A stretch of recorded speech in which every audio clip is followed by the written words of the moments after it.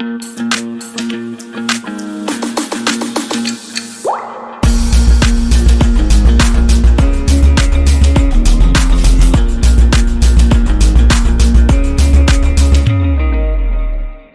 Everyone, welcome back to the layman way. चलिए आज जल्दी से अपने करंट MCQs को डिस्कस करते हैं, जहाँ पे हम 5 करंट अफेयर्स और 5 स्टैटिक टॉपिक के MCQs को डिस्कस करते हैं। और आगे बढ़ने से पहले वाइट कलर का पेन कर लेते हैं। तो चलिए जल्दी से आगे बढ़ते हैं और आज का जो टॉपिक है that is ancient history. Ancient history और करंट अफेयर्स के हम 5-5 क्वेश्चन देखेंगे। And if you are new to the channel, do not forget to like, share and subscribe and also recommend the video to your friends. Thank you so much. चलिए जल्दी से आगे बढ़ते हैं। This is lecture 30 और आज का पहला क्वेश्चन देखते हैं। Who of the following had the first deciphered the edicts of Emperor Ashoka? तो अशोका के जो एडिक्ट्स हैं उसको सबसे पहले किसने डिसाइफर किया था? बहुत ही फेमस क्वेश्चन है। किसने किया था? जेम्स प्रिंसेप ने। तो ये आपको पता होना चाहिए किसने किया था? जेम्स प्रिंसेप ने। करेक्ट। आगे बढ़ते हैं। अब इस पेयर्स दिए हुए हैं, हिस्ट्री ऑफ इंडिया के कंटेक्स्ट में कुछ पेयर्स दिए हुए हैं। यहाँ पे टर्म दिया है, यहाँ पे उसका डिस्क्रिप्शन दिया है। तो पहला वर्ड क्या है? Eripatti. Eripatti, land revenue from which was set apart for the maintenance of the village of the village tank. अच्छा, उसके बाद क्या है? उसके बाद है Taniyurs. Taniyurs are village donated to the single Brahman और अ ग्रुप ऑफ ब्राह्मण्स। तो ये तो गलत है। दिस इज ब्रह्मदेया, है ना? ये ब्रह्मदेया, ये फेमस चीज़ है, ये ब्रह्मदेया है ना? तो ये तो गलत है। Brahmadeya was the land donated, villages donated to Brahmans और ग्रुप ऑफ ब्राह्मण्स। तो सेकंड इज रॉन्ग। सेकंड हम गलत कर देते हैं, तो बचता है बी या फिर डी। तो 3 तो सही है। घटिकाज वर लर्निंग सेंटर्स, है ना, जो टेम्पल से बेसिकली अटैच रहते थे, तो ये तो सही है। दूसरा क्या है? एरीपत्ती। एरीपत्ती भी सही है एक्चुअली। एरीपत्ती भी यही है। Land revenue from which was land, basically ये लैंड्स होते थे, ये लैंड डोनेटेड लैंड्स होते थे। ये एरीपत्ती डोनेटेड लैंड्स होते थे और इनमें से जो इंडिविजुअल्स ये लैंड्स को डोनेट करते थे और इससे जो रेवेन्यू आता था वो उससे हम विलेज टैंक को मैनेज करते थे। तो ये भी सही है और ये भी सही है। What is Taniyurs? Taniyurs was villages. ये तन्यूर्स वो था, ये लैंड टैंक टाइप का कुछ था शायद मेरे हिसाब से। तन्यूर्स, बट ये villages donated to a single Brahman और ग्रुप ऑफ ब्राह्मण्स तो नहीं था। This is called Brahmadeya. तो ये तन्यूर्स नहीं है, है ना? इसका आंसर क्या हो जाएगा? इसका आंसर हो जाएगा डी। एक बार घर जाके इसको गूगल करना, तन्यूर्स क्या होते थे, क्योंकि ये ऑप्शंस भी इंपॉर्टेंट है हमारे लिए। तन्यूर्स आप बताओगे मेरे को कमेंट करके व्हाट वाज तन्यूर्स, ठीक है? तो this is your homework for today. आगे बढ़ते हैं। The concept of Bodhisattva is central to Hinaya sect of Buddhism. तो हिनायना का है क्या? नहीं, हिनायना का नहीं है। दिस इज इन महानाया, जिसमें आइडल वर्शिप होती है, महानाया, है ना? हिनायना का नहीं है, महानायना का है। तो पहला गलत हो गया, पहला गलत कर देते हैं। तो 2 सही है और थर्ड को देख लेते हैं। थर्ड क्या है? Bodhisattvas delays achieving his own salvation to help all sentients beings on their path to it, है ना? तो यही बोधिसत्वा का मकसद होता है कि खुद का सैल्वेशन को डिले करके बाकी सबको भी हेल्प करे वो अचीव करने में, है ना? तो 2 and 3 इज़ राइट। तो बी इज़ करेक्ट। आगे बढ़ते हैं। विच one of the following books of ancient India has a love story of the son of the founder of Shunga dynasty? तो कौन थे son of founder of Shunga dynasty? Agnimitra, है ना? अग्निमित्र ये प्यार में पड़ जाते हैं किसके?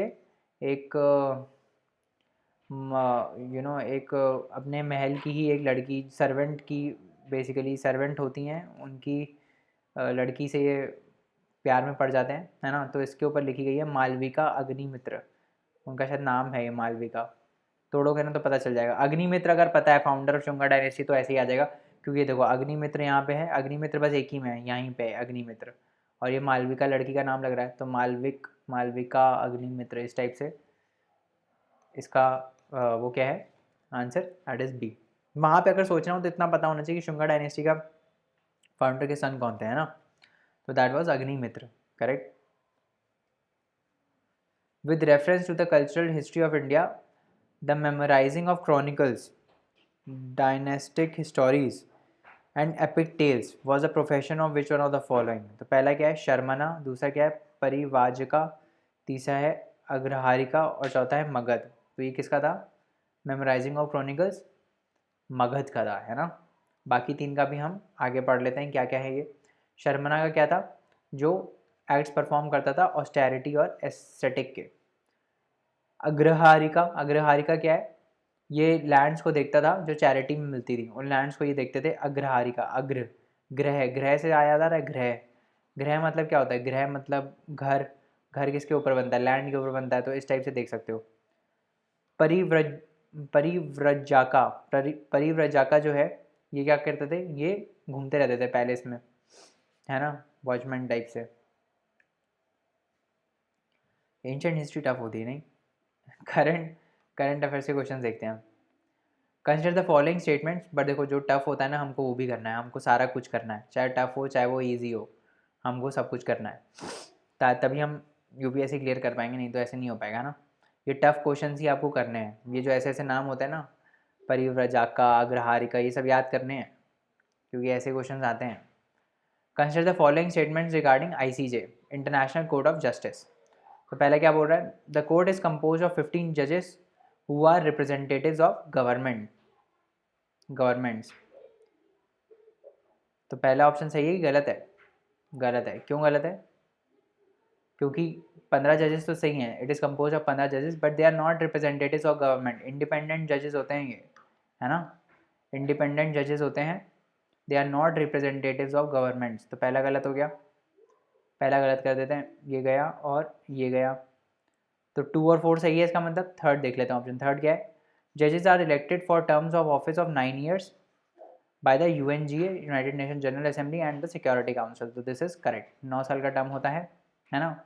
1/3 ऑफ द मेंबर्स जो होते हैं वो हर 3 साल में इलेक्टेड होते हैं और री इलेक्शन के लिए एलिजिबल होता है। और जो इसका जजमेंट होता है आईसीजी का, that is final and binding on the parties. तो ये भी आपको याद रखना है। करेक्ट आंसर क्या हो गया इसका? 2, 3 एंड 4 डी। आगे बढ़ते हैं। Consider the following statements regarding the constitution of India. It was adopted on 26 November 1949, contained a preamble, 395 articles and 8 schedules.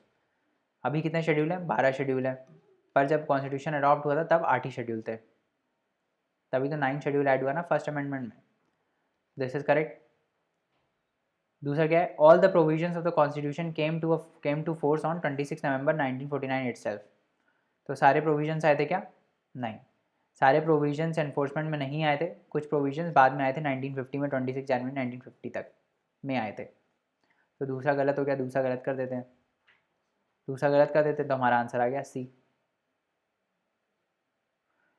एक मिनट रुक जाओ, ये ऑप्शन गलत सेट हुए हैं। तीसरा क्या बोल रहा है? The lion capital of Ashoka was adopted as a symbol of the constituent assembly. So this is wrong, ये रॉन्ग है। Lion capital of Ashoka was not, elephant was the symbol, है ना। तो इसका आंसर सिर्फ 1 ओनली हो जाएगा। दिस इज़ रॉन्ग, यहाँ पे आपको 1 ओनली लिखना पड़ेगा। दिस इज़ 1 ओनली, है ना। तो 1 ओनली इसका आंसर होगा। 2 भी गलत है क्योंकि सारे प्रोविजंस नहीं आए थे, 2 भी गलत है, और थर्ड भी गलत है क्योंकि lion capital of Ashoka is not the symbol, elephant was the symbol, elephant was adopted as a symbol. Correct, तो इसका आंसर हो जाएगा 1 only. Consider the following statements regarding the recently launch operation Aahat, AAHT। तो किस लिए था ये? हमें और पहले भी देखा था इसके ऊपर एक क्वेश्चन, फिर से देख रहे हैं। ये ह्यूमन ट्रैफिकिंग को कर्व करने के लिए है, स्पेशली जो बॉर्डर से मोस्टली जो ट्रैफिकिंग होती है ह्यूमन्स की कहाँ से होती है? बॉर्डर से होती है इंडिया में। तो इस ट्रैफिकिंग को कर्व करने के लिए as a part of operation Aahat, special teams will be deployed on all long distance train routes. तो ये भी सही है ना। जितनी भी लॉन्ग डिस्टेंस रूट्स हैं उसमें जनरली ट्रैफिकिंग होती है, तो उसमें special forces, special teams deploy की जाएंगी। It was launch by railway protection force. So this is also correct, it was launch by railway protection force. Answer क्या हो जाएगा? आंसर हो जाएगा डी। करेक्ट, आगे बढ़ें। Consider the following statements regarding NPT treaty on the non proliferation of nuclear weapons. तो पहला option क्या बोल रहा है? It is aimed at limiting the spread of nuclear weapons and peaceful use of nuclear energy. Simple सी statement है ना। Nuclear power से रिलेटेड है, न्यूक्लियर वेपन से रिलेटेड है, तो पीसफुल यूज़ करेंगे, स्प्रेड कम करेंगे ना, तो पहला सही है सब्जेक्टिव स्टेटमेंट। दूसरा क्या है, the treaty defines nuclear weapon states as those that had manufactured and detonated a nuclear explosive device prior to 1 January 1967। तो ये भी सही है ना, दिस इज ऑल्सो करेक्ट। उसके बाद India is one of the only 5 countries along with Pakistan, Israel, North Korea and South Sudan that did not sign the NPT or signed but withdrew। तो अभी इसकी पार्टीज कौन कौन नहीं है, Pakistan, Israel, North Korea, South Sudan including India. तो क्या India नहीं है पार्टी? तो yes, India is not a party to this along with Pakistan, Israel, North Korea and South Sudan. तो ये भी सही है। आंसर क्या हो जाएगा? आंसर हो जाएगा डी, करेक्ट। आगे बढ़े। Golan Heights frequently mentioned in news is surrounded by Syria, Israel, Turkey, Lebanon, Jordan, West Bank. तो गोलन हाइट्स पता है कहाँ पर है? कहाँ पर है गोलन हाइट्स? देखो, ये इजराइल का मैं बाउंड्री बना रहा हूँ, है ना, यहाँ से इजिप्ट चालू हो जाता है, इधर है गाज़ा स्ट्रिप, ठीक है, फिर आपका इधर ये वाला पार्ट जॉर्डन का है ना, यहाँ से ये जॉर्डन है, जॉर्डन इधर है, वेस्ट बैंक कहीं इधर है ना, वेस्ट बैंक कहीं इधर है,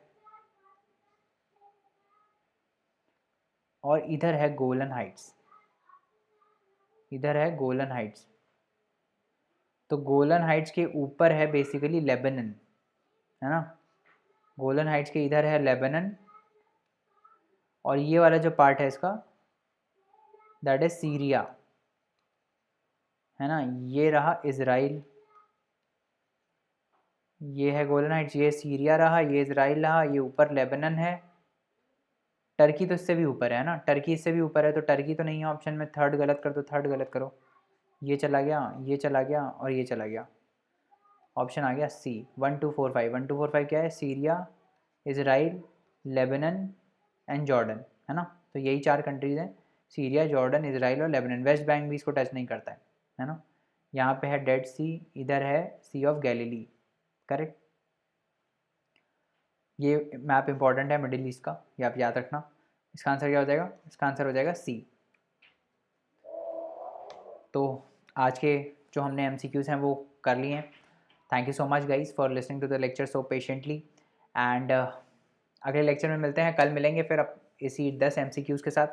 तब तक आप रिवाइज़ करिए अच्छे से, जो नहीं हो पाए हैं क्वेश्चंस उनको जाके एनालाइज़ करिए, स्पेशली एंशिएंट हिस्ट्री के जो क्वेश्चंस थे उनके ऑप्शंस को आप थोड़ा एनालाइज़ करिए, है ना, और उनके बारे में जानने की कोशिश करिए, और कमेंट करके बताना जो पीछे क्वेश्चन पूछा था मैंने, है ना। चलिए अगले लेक्चर में मिलते हैं। Good night and take care.